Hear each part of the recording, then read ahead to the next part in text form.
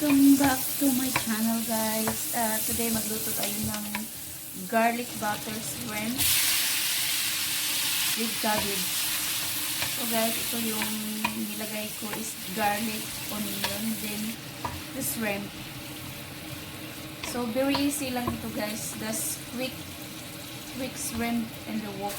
So lagyan lang natin siya ng bouillon, vegetables. So, wala po akong ina-add na salt, guys. No pepper. So, only the bouillon cube vegetables. So, ayan, guys. Linagay na natin yung cabbage. Kunting cabbage lang, guys. So, ito yung pinakamasarap na wok shrimp garlic butter with cabbage.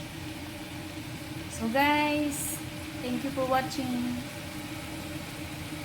Sa mga hindi pa nakapagluto nito, magluto na kayo.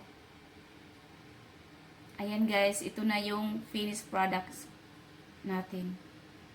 So, thank you for watching guys and see you for my next vlog. Bye-bye!